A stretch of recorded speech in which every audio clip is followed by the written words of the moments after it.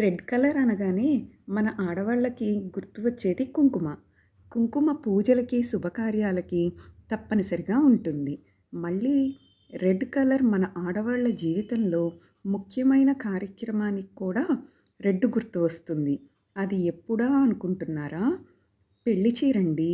ఒకప్పుడు పెళ్లి చీర ఎరుపు మాత్రమే కట్టుకునేవాళ్ళు. ఇప్పుడు పెళ్లి కూతురు ఏ రంగు చీర కట్టింది? లిల్లాక, పీచ అని బోల్డ్ రంగులు వచ్చేసినాయి. మరి రెడ్ ఇష్టమైన వాళ్ళు ఇంట్లో కంపల్సరీ ఒక్కళ్ళన్నా ఉండే ఉంటారనుకుంటా. మా ఇంట్లో మా వారికి కూడా రెడ్ ఫేవరెట్ కలర్ అండి. ముఖ్యంగా రెడ్ సిగ్నల్ పడినప్పుడు ఆగుతాం. అలాగే మనకి కోపం వచ్చినప్పుడు తప్పనిసరిగా ఆగాలి.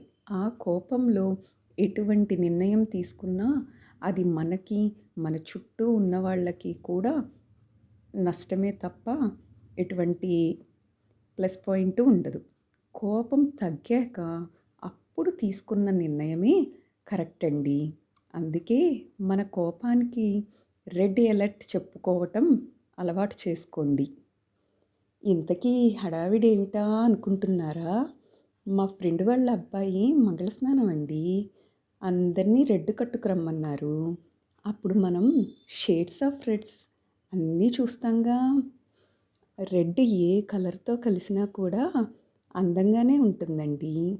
వాళ్ళ హడావిడిలో వాళ్ళు ఉన్నారు, మా ఎంజాయ్మెంట్లో మేమున్నాం. కొంచెం సేపు చిన్నపిల్లలం అయిపోయి ఆనందంగా డ్యాన్సులు వేసుకున్నామండి.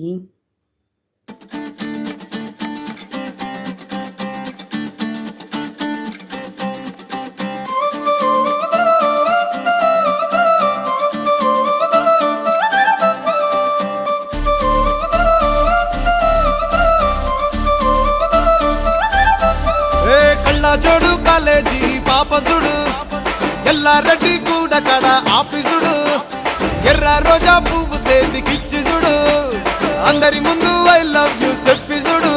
అరే పడితే లైన్ లో పడతది, లేకపోతే తిడతది, పోతే ఇచ్చత పోతది, అది పోతే ఇంకోతొస్తది.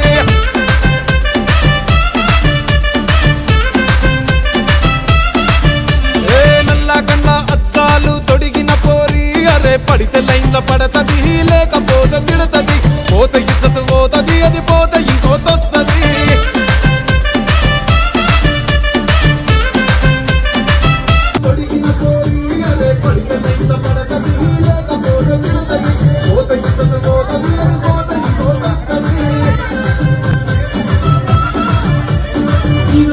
బండి మీద పొలడు చూడు